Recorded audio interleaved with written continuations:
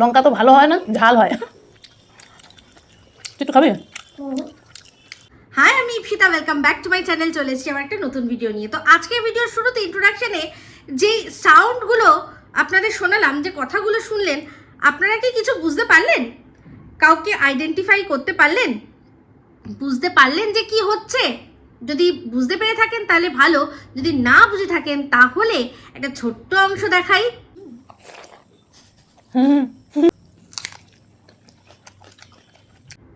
দেখলেন, এটা হচ্ছে তারই খাবারের আওয়াজ, চিবানোর আওয়াজ, তখন তখন তখন যখন খাবারের চিবানোর আওয়াজ, যে কিনা সারাক্ষণ সন্দীপকে মানে ওই খাওয়ার সময় আওয়াজ করা নিয়ে টুকতে থাকে। এটা হচ্ছে তারই একদম প্রথম দিকে যে বাড়িটিতে এসে যে গুলগুলো খিলিয়েছিল, সেই গুলের থেকেই একটুখানি গুলদাস্তা করে একটু অংশ আপনাদের সাথে শেয়ার করলাম। যে যখন ইটিং শো করতো তখন কীরকমভাবে চবর চবর করে মুখ দিয়ে আওয়াজ বার করেও খেত। অ্যাকচুয়ালি যেটা ওর নিজে বাস্তব জীবনে খায়, কিন্তু যেহেতু এখন ওর মানে ডেলি ব্লগসে দেখবেন ও কিন্তু খাবারের অংশটাও যে খাচ্ছে জাস্ট দেখালো, তারপরে মিউজিক দিয়ে দেয়। খাচ্ছে, চিবাচ্ছে, চিবানোর সময় যে আওয়াজগুলো ওগুলো ও জাস্ট হয়তো কেটে বাদ দিয়ে দেয়। সেই জন্যই বুঝতে পারেন না আপনারা যে ও নিজে কতটা মানে আওয়াজ করে করে খাচ্ছে। তো বুঝতেই পারছেন যে এখন ভিডিওটা কি নিয়ে হচ্ছে। অবশ্যই মানে বলে দিতে হবে না যে কাকে নিয়ে ভিডিও হচ্ছে। একটা ভিডিও দেখলাম যেখানে কিনা এই যে আমাদের ওয়াইটির দালাল, সে একটা প্রশ্ন করেছে আর কিছু কথা বলেছে, কি তা সে এখনো জানে না যে এই যে মার যে মাসির দরদ, এই যে কথাটা হয়েছে, এটার উৎপত্তি কিসের থেকে, কেন এটা বলা হয়। সম্পর্ক তো আরো অনেকই রয়েছে, তাই না? যেমন কিনা ও নিজেই বললো পিসি, তারপর হচ্ছে কি কাকি, জেঠি, মামি, এরকম আরো আমি আমার মামিটা যোগ করলাম। কারণ মামিটা না যোগ করলে হয়, তাই না? কারণ ও কিন্তু কার পিসি আমরা সেটা জানি না। ওর আদৌ কোনো মানে পিসি ডাক দেওয়ার মতো ওর কেউ আছে কিনা জানি না। তবে হ্যাঁ, ও মাসি সেটা তো আমরা জানি। আর জানি কি মামি, তো অবশ্যই তো মামি এরাও তো সব রয়েছে। তাও শুধু এই কথাটাই কেন ওঠে যে মায়ের চেয়ে মাসির দরদ বেশি? সুন্দর করে বুঝিয়ে দেবো, এমনিতেও খুব ভালো করে বোঝে। আমি যখন বোঝাই ও কিন্তু বোঝে, একটু গায়ে জ্বালা লাগে আলাদা ব্যাপার, কিন্তু বোঝে। তো যাই হোক, একটা ভিডিও যেটার মধ্যে সন্দীপ বলেছে যে মায়ের মানে মায়ের চেয়ে মাসির দরদ বেশি, তো মাসিগুলো তো এখন পুরো চুপসে গেল, পিসিরাই কামাল করে দেখালো। তো যাই হোক, দেখুন, মা মাসি ঠিক আছে। তো একটা কথা আমার শাশুড়ি মা সবসময় বলেন, সেটা বললেই আপনারা বুঝতে পেরে যাবেন যে কথায় আছে যে মায়ের বোন মাসি কাদার তলে ঠাসি, আর বাবার বোন পিসি ভাত কাপড়ে পুষি। কারণ আজ যে মাসি আছে সে যে কখন মা হয়ে যাবে, মায়ের জায়গাটা দখল করে নেবে, আপনারা ধরতেই পারবেন না। কিন্তু পিসি কখনোই মানে মা হয়ে যাবে না। মায়ের মতো স্নেহ, মমতা, কেয়ার সব করবে, কিন্তু সে কখনোই মায়ের জায়গাটা দখল করে নেবে না। মাসি কিন্তু মায়ের জায়গা দখল করে আবার তার জীবনে নতুন করে নতুন ভাই বোন এনে দিতে পারে, তার সম্পত্তি ভাগ করার মতো মানুষ এনে দিতে পারে। কিন্তু পিসির ক্ষেত্রে সেটা কখনো হবে না। পিসি মায়ের সব আদর, যত্ন, ভালোবাসা সব দেবে, কিন্তু কখনোই মায়ের স্থান দখল করে নেবে না।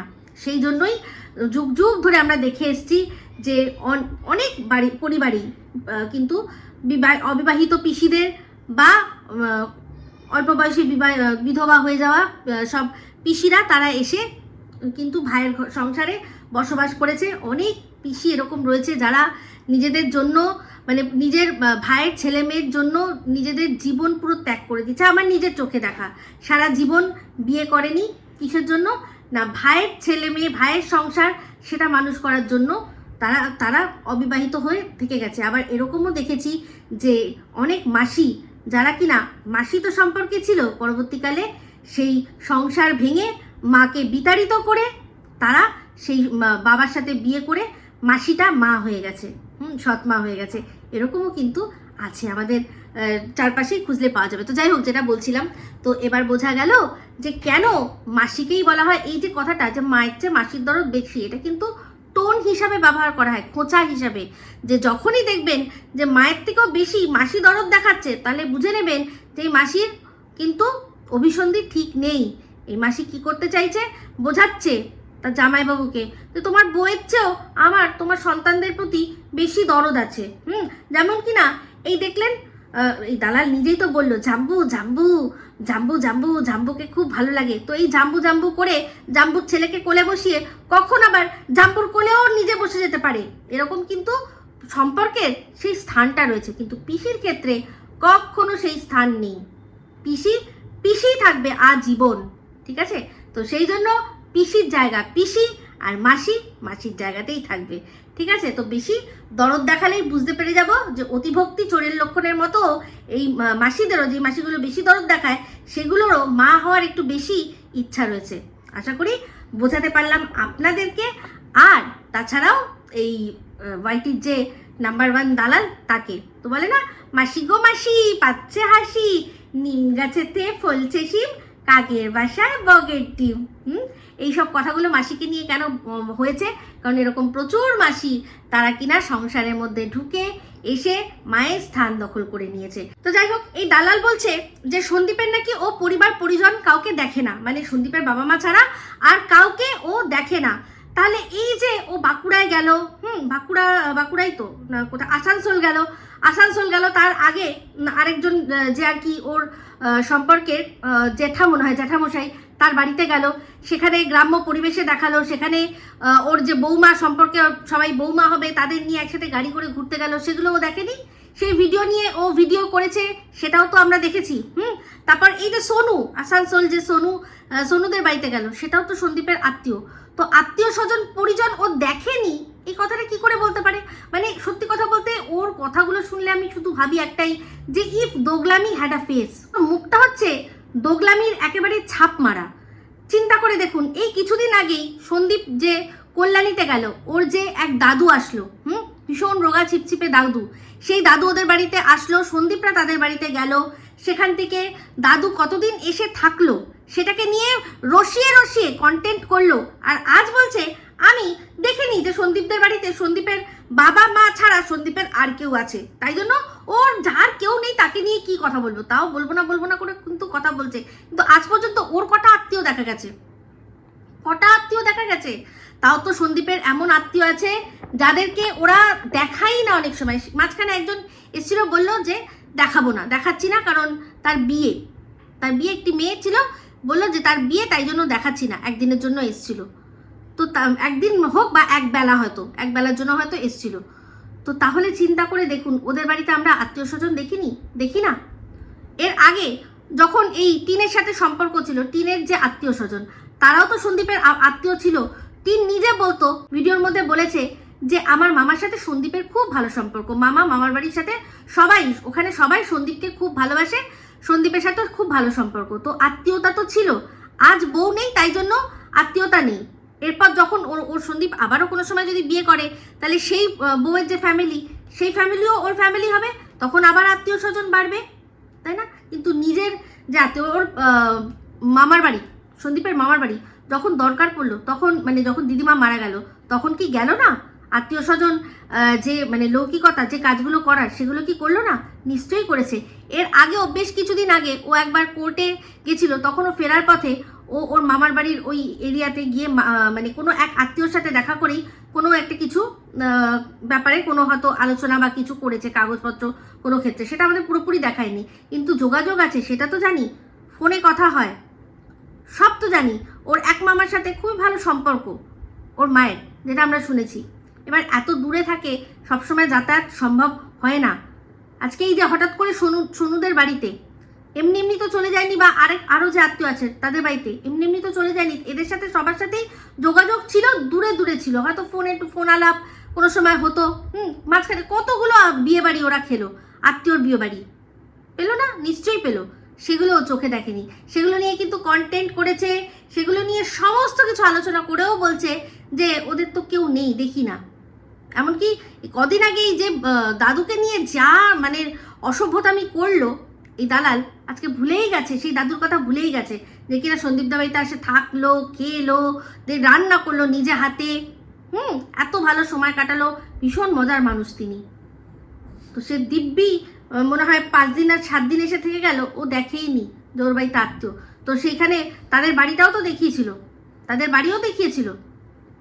উনি যখন ওনাকে আনতে গেছিলেন, ওনার যে দাদা না ভাই, সেও এসেছিল, কথা বললেন যে দাদা এরকমভাবে থাকে, একাই থাকে, দাদা বেশ ভালোই থাকে। তার যে ছেলে মেয়ে তারাও রয়েছে বর্তমান। তাহলে এ দেখতে পায় না যে সন্দীপের আত্মীয় আছে, কি বলবে বলুন? তো যাই হোক, একে যে ডিগ্রিধারী অশিক্ষিত নাম আমি দিয়েছি, এমনি দিইনি।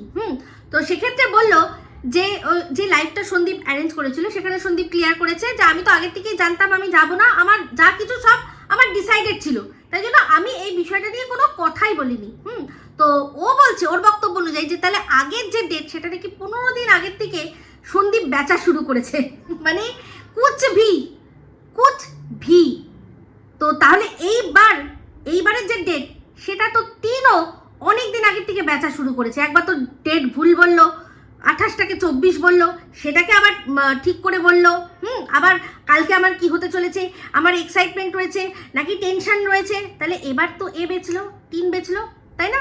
তো সন্দীপ আগের বারও যে গেছিল যখন, তখন ওকে ওর লিগাল টিম বলেছিল যে তোমাকে যেতে হবে, যেভাবেই হোক তোমাকে যেতে হবে। সেই জন্য ও ঝড় জল সমস্ত কিছু উপেক্ষা করে, যেখানে কিনা বলে দেওয়া হয়েছিল যে খুব দরকার না হলে কেউ বাড়ির থেকে বেরোবেন না, প্রাণ সংশয় হতে পারে, সেই প্রাণ সংশয় নিয়ে যে গেছিল, তাকে আজকে বলছে তাহলে তুই আজকে মানে 28 তারিখ গেলি না, তার মানে তুই ভয় পেয়েছিস। মানে যুক্তিটা কোথায়? ও তো যুক্তি লজিক দিয়ে ভাত মেখে খায়, তাই না?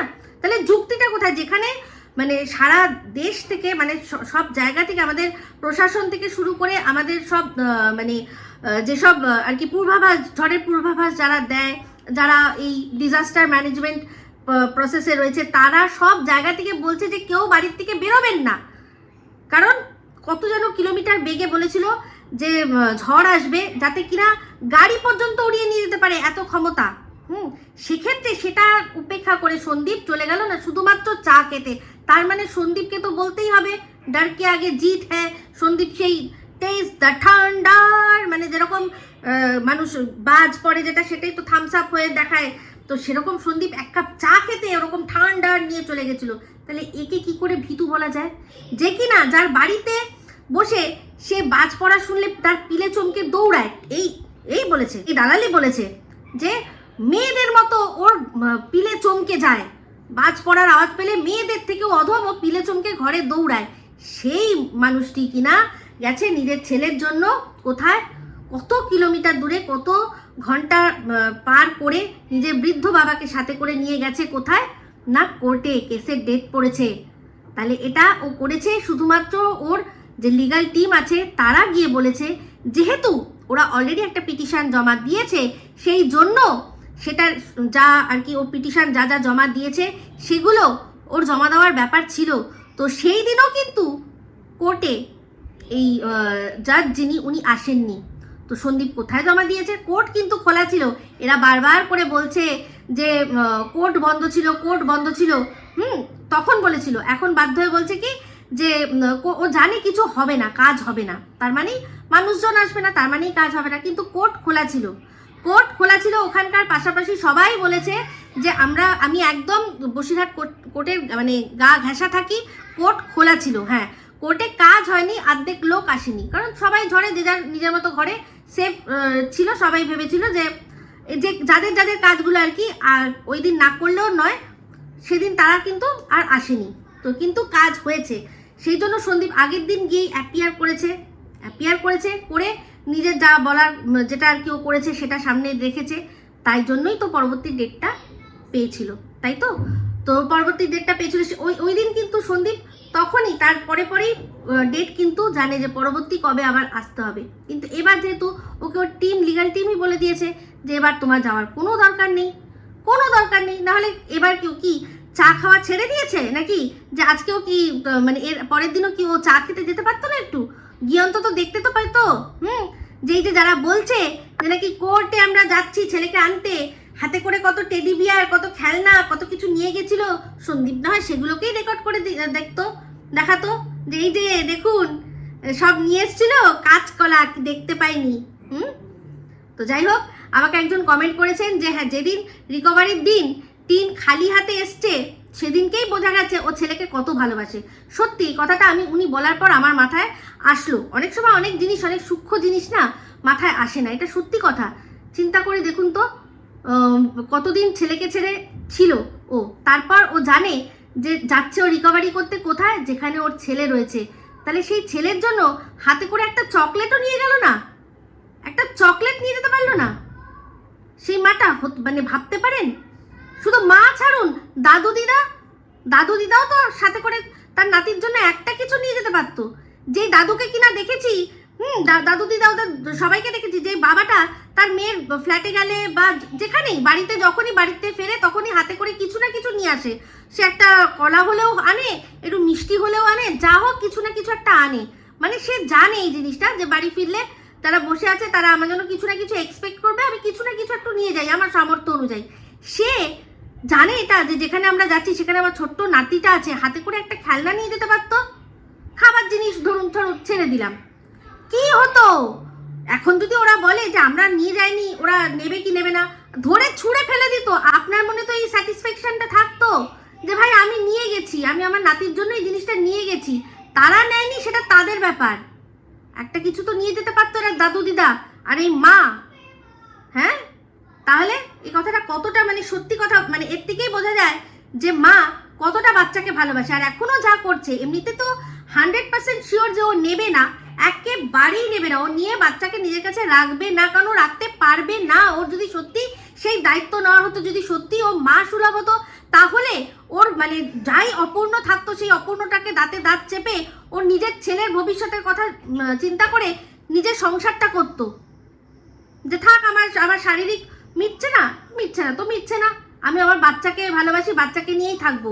সিঙ্গেল মাদার হওয়ার জন্য তাহলে তো সবচেয়ে বেস্ট প্লেস নিজের ওই সংসারটাই ছিল। সেখানে আমি সিঙ্গেল মাদার, আমার বর আমার সাথে কিছু করে না, আমার বর থেকেও নেই, আমি আমার বাচ্চার জন্য তার পড়াশোনা, তার ভবিষ্যৎ এই নিয়ে বাঁচবো। যারা সত্যি সিঙ্গেল মাদার সত্যি হতে চায়, তাহলে তারা তাই করে। আনটিল আনলেস তাদের ওপর মানে সত্যিকারের যেটাকে ডোমেস্টিক ভায়োলেন্স বলে সেটা হচ্ছে। ওর সত্যিকারের ডোমেস্টিক ভায়োলেন্স যদি মানে ও সত্যি প্রমাণ থাকতো না ওর কাছে, আর আমরা তাহলে বুঝতে পারতাম না। এতদিন ধরে ব্লগ দেখছি, একদিন কেউ একটা মানুষও বলতো না। তো যারা এইসব বলছে তারা শুধুমাত্র মানে কত বড় চাটুকার আমি শুধু ভাবি, দালাল কাম্পোষ্য। তো যাই হোক, সেখানে কি একটা বলছিলাম জানো, তো সেক্ষেত্রে বলছে যে ও এই দিন আসেনি ভয়ে, মানে কি বলবো, কিচ্ছু বলার নেই। এই যুক্তি গুলে মানে এই দিক দিয়ে খেয়েছে, ওই দিক দিয়ে বার করে দিয়েছে, সেই জন্যই এইসব ভুলভাল কথা বলতে পারে। এখন ওর বক্তব্য, সন্দীপ লোয়ার থেকে হায়ারে গেছে, তো হায়ারে গেছে মানে হায়ার খরচা, এটা বলে একটা এরকম হাসিটাও দেওয়ার চেষ্টা করলো। তো সেটা কত খরচা না খরচা সেটা সম্পূর্ণ সন্দীপ জানে। আর আমি তো ভাই আমার মানে এক্সপিরিয়েন্স দিয়ে যা বোঝার বুঝেছি, তো সেক্ষেত্রে আমি এসব কিছু বলতে চাই না। ও যা বোঝার বুঝুক, কোনো আপত্তি নেই তাতে। তো যাই হোক, বলছে যে এর আগেও একটা কেস করেছিল যেটা উইথড্র করে নিতে হয়েছে। তো সেটার ক্ষেত্রে প্রথমে আমরা সবাই একটু ভুল বুঝেছিলাম যে ও কেস উইথড্র করে নিল, কেন করে নিল, তার মানে কি ও কোনো ভুল কেস করেছিল?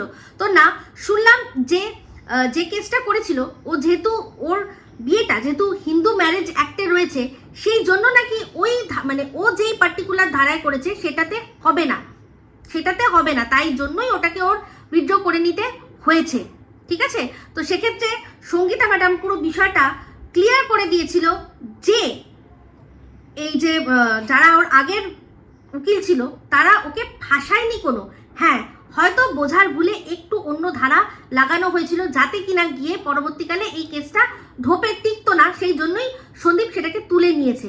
তো আগের যে লিগাল টিম ছিল তারা তো জবরদস্ত কাম করেছিল। একটা প্রথম হিয়ারিংয়ে কখনো 498A কেসের বেল পাওয়া যায় না, কিন্তু তারা এই 16 জন উকিলের এগেনস্টে 2 জন দাঁড়িয়ে সন্দীপের বাবা মাকে তারা মুক্ত করে নিয়ে এসেছিল, যার অ্যাপ্রিসিয়েট কিন্তু করেছেন এই সন্দীপের এখনকার যে লিগাল টিম, তার যে একজন যিনি হচ্ছেন আমাদের সঙ্গীতা ম্যাডাম, বলেছে যে হ্যাঁ অবশ্যই খুব ভালো কাজ করেছে, তারাও খুব ভালো কাজ করেছে।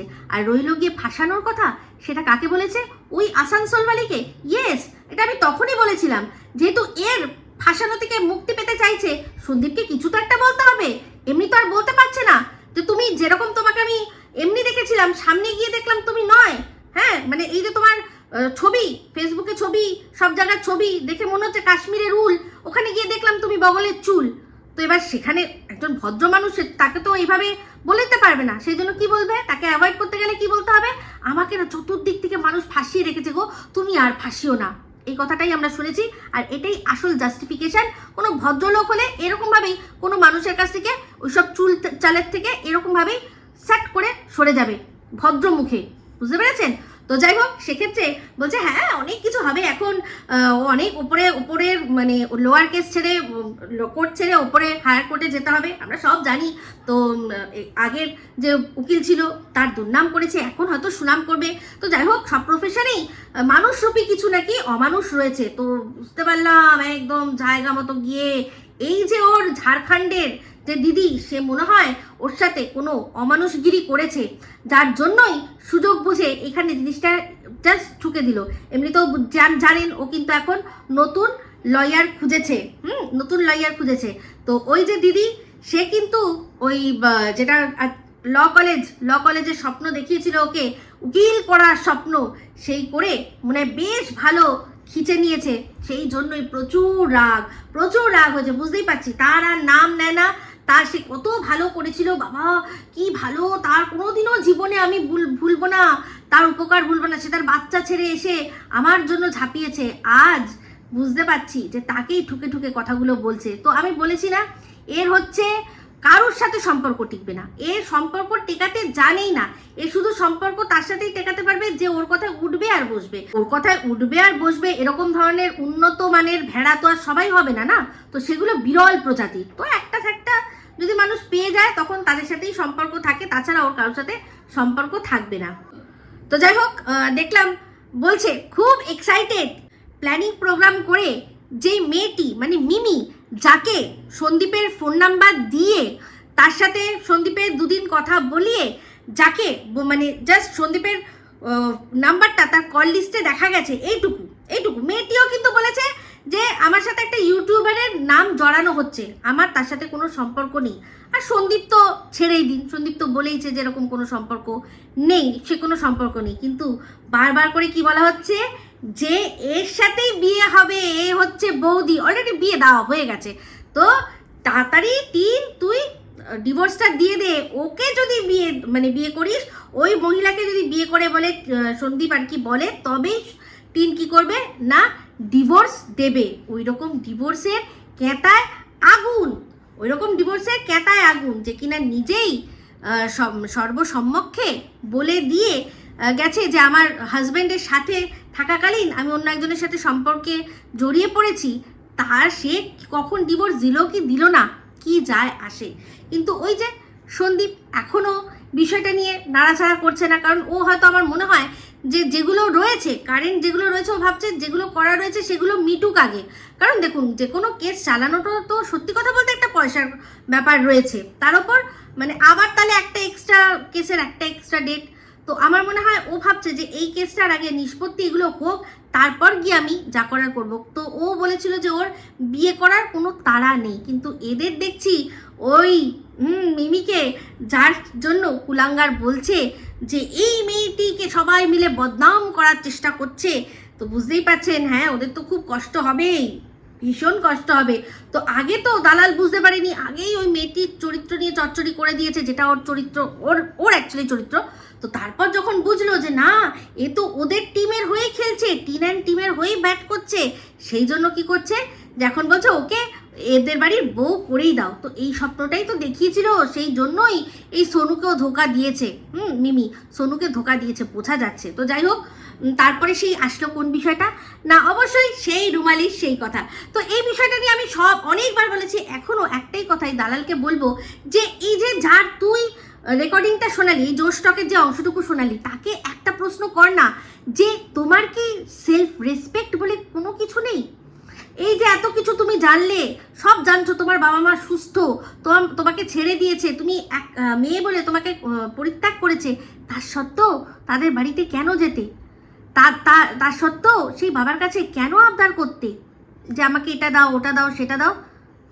তার সত্ত্বেও তাদের বাড়ির লাইফস্টাইলকে আমার লাইফস্টাইল, আমার ভিলেজ লাইফস্টাইল বলে কেন বেঁচেছিলে? সেই বাড়ি সেই ছেলেটির বিয়ের জন্য বিয়েতে গিয়ে কেন সেটাকে মানে শ্যুট করে সবাইকে দেখানো থেকে শুরু করে তাদের পুরো লাইফস্টাইলটাকে বেঁচেছিলে কেন, কিসের জন্য? যখন কলকাতায় আসলে নতুন ফ্ল্যাট নিলে রাজারহাটে, সেই না রাজারহাট না নিউটাউন আমি ঠিক মনে পড়ছে না, তো সেখানে কেউ তোমাদের মানে ধারে পাশে আসলো না, কিন্তু এই বাতকুল্লা থেকেই সাহায্য গেল, সেই সাহায্যটা কেন নিলে?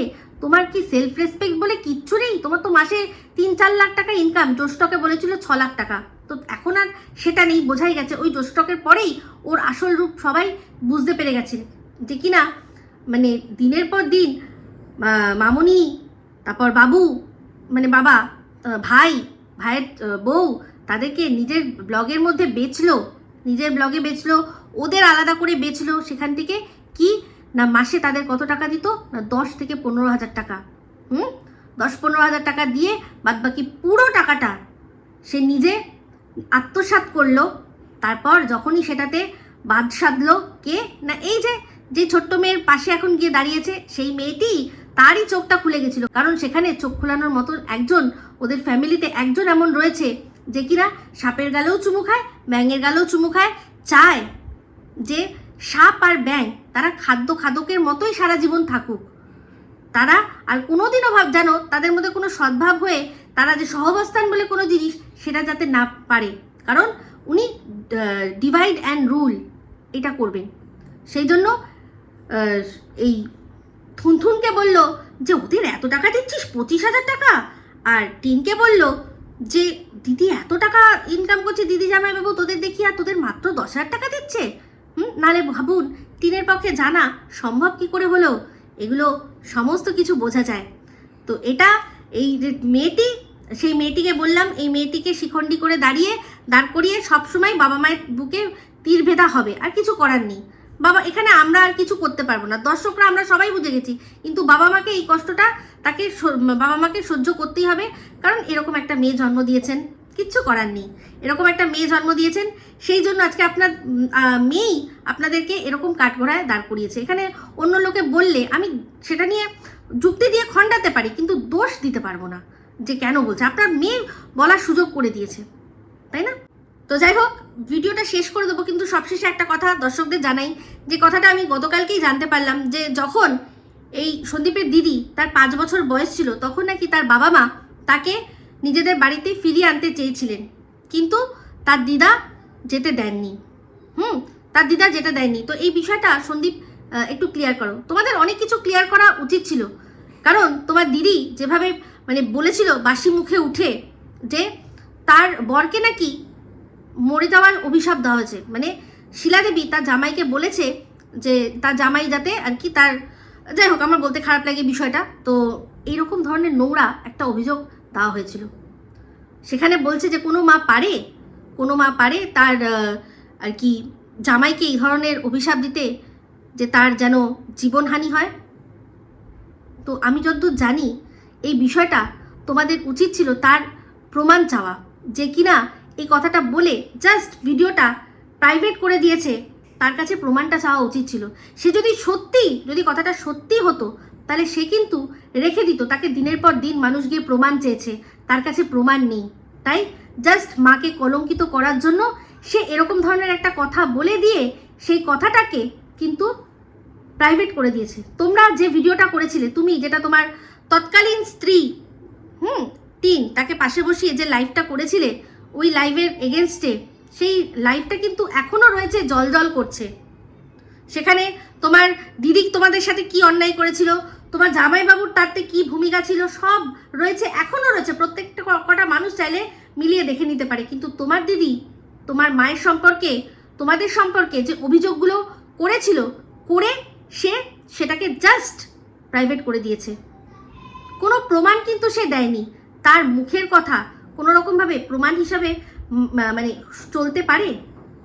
আমরা তো এরপর দেখলাম যে তোমার স্ত্রী সে এত অন্যায় করলো, কই তোমার মাকে তো দেখলাম না যে কোনো রকমভাবে কোনো অভিশাপ দিয়েছে। তাহলে তো সেই মেয়েটিও বলতে পারতো যে আমার শাশুড়ি আমাকে অভিশাপ দিয়েছে, সেটা তো বলেনি, বা প্রমাণ দিতে পারতো, বা আমরা অন্য কোনোভাবে দেখতাম যে ওনার মুখ থেকে যদি ওনার অভিশাপ দেওয়ার ও মানে অভ্যাস থাকতো, তাহলে তো সেই রাতে যখন তুমি ঘটনা বলছিলে তখনই তো তোমার মা একটা অভিশাপ দিয়ে বসতো যে এরকমভাবে করেছে, তাহলে ওর খুব ক্ষতি হবে, খুব ও যেন শেষ হয়ে যায়, এই ধরনের কোনো কিছু বলতে পারতো। তোমার মাকে তো কোনোদিনও দেখিনি অভিশাপ দিতে। এতদিন ওনার সাথে এত মানুষ কথা বলেছে, এত অন্যায় নিয়ে কথা হয়েছে, কিন্তু আজ পর্যন্ত তোমার মায়ের মুখ থেকে, তোমার বাবার মুখ থেকে কোনো অভিশাপের বাণী তো শুনলাম না। সে টিন যে কিনা এত ক্ষতি করলো তার সম্পর্কেও বললো না কোনোদিনও। তাহলে তোমার দিদির এই কথাটা কতটা বিশ্বাসযোগ্য? যারা এইসব কথা নিয়ে বলছে তারা কন্টেন্টের জন্য, পরে বলবে কন্টেন্টের জন্য বলেছিলাম। এর আগেও দেখেছি এই দালালকে কন্টেন্টের জন্য কিভাবে সে ছোট ছোট বাচ্চাদের ডিএনএ থেকে শুরু করে, জন্ম পরিচয় থেকে শুরু করে, বৃদ্ধ বয়স্ক মহিলাদের বেনারসি পরে বিয়ে দেওয়া থেকে সব কিছু করে রেখেছে। কিসের জন্য? না কন্টেন্টের জন্য। তো দর্শকদের জিজ্ঞাসা করছি, আপনাদের বিশ্বাস হয় এই কথাটা? যদি সত্যি এটা হতো, যদি সত্যি শিলা দেবী তার জামাইকে মৃত্যুর অভিশাপ দিয়ে থাকতো, তাহলে রুমালি সেই লাইভটা কেন প্রাইভেট করলো বা ডিলিট করলো? যদি সত্যি হয় ওটাকে লাইভটাকে আবার পাবলিক করে দেখাক, ও প্রমাণ দিক। সেও একটা প্রচণ্ড মিথ্যেবাদী। তার মিথ্যে মানে রন্ধ্রে রন্ধ্রে ধরা পড়ে গেছে। সন্দীপদের যেভাবে ও ঠকিয়েছে, যেভাবে মিথ্যে কথা বলে ঠকিয়েছে, ও যে কত বড় মিথ্যাবাদী সেটাও আমরা দেখে নিয়েছি, চোখের সামনে দেখেছি, চোখের সামনেই তো প্রমাণ। কি না হিচকি চ্যানেলে গিয়ে বলছে লাইভ করে যে আমি এখান থেকে বসে কলকারি নাড়িয়ে দিতে পারি, হ্যাঁ তোর বউকে যা গিয়ে তুই দিয়ে দে, ছেলেকে দিয়ে দে। এই বিষয়টা নিজের দিকে ঝাঁপ মারলো। আর নিজের ব্লগ চ্যানেলে, হিন্দি চ্যানেলে, मुझको क्यों यहाँ पे घसीट रहे हैं, मैं उनके बारे में कभी भी कुछ बात करती हूँ, आप लोग बोलिए कुछ मैं बात करती हूँ। আরে হিচকিতে যে বাংলায় বমি করে এসছে সেটা বলেনি, কিন্তু হিন্দিতে বমি করতে পারে না, বাংলায় বসে হ্যাঁ তুই তোর বউয়ের সাথে এরকম করেছিস, তার বাড়ির লোকদের নিয়ে, তার ঠাকুমাকেও ছাড়িসনি। তারপর সীমাকে কি জঘন্য মহিলা, এ শিক্ষিত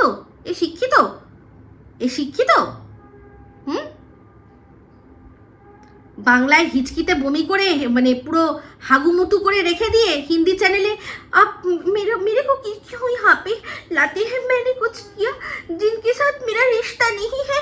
কারণ দেখছে তো হিন্দি চ্যানেলে সবাই যারা হিন্দি ভাষীরা আছে, ওর তো চ্যানেলে ওখানে কমেন্ট চলে আসছে। আমি সত্যিটা বললাম, নিতে পারলো না বলে মিলিয়ন চ্যানেল থেকে আমাকে স্ট্রাইক, মিলিয়ন চ্যানেল থেকে। বাহ বাহ ক্যা সিন হ্যাঁ। তো এই মিথ্যেবাদী যে কিনা টিনের সাথে দেখা পর্যন্ত করেছে, ওর বাড়িতে ওই রাম মন্দিরের রেপ্লিকাটা ওটা টিনের দেওয়া, সেম টু সেম দেখিয়ে দিয়েছি আমি, যে দুটো নিয়ে আসছিল টিন, তার মধ্যে একটা টিন দেখালো আর একটা ও দেখালো যে ওর ছেলের পৈতেতে একজন গিফট করেছে রাম মন্দিরের রেপ্লিকা। তো এদিকে বলছে আমার এইসব বিষয়ে কোনো হাতই নেই, ভাইয়ের সাথে মায়ের সাথে যা হয়েছে এগুলো বিষয়ে আমি হাত নেই, হাত পা সারা শরীর ঢুকিয়ে রেখে ও বলছে নাকি কিচ্ছুতে আমি নেই। মিথ্যেবাদী কোথাকার, ডাহা মিথ্যে কথা বলেছে শিলা দেবীর সম্পর্কে, ডাহা মিথ্যে কথা। তো যাই হোক বন্ধুরা, এই ভিডিওটা এই অবধি রাখছি। আপনারা প্লিজ আপনাদের অমূল্য মতামত আমাকে জানাবেন। তো এই ভিডিওটা ভালো লাগলে লাইক শেয়ার কমেন্ট করতে ভুলবেন না। যারা চ্যানেলটা সাবস্ক্রাইব করেননি তারা সাবস্ক্রাইব করে নেবেন। সবাই ভালো থাকবেন, সুস্থ থাকবেন। আবার আসছি খুব শীঘ্রই একটা নতুন ভিডিও নিয়ে। টাটা।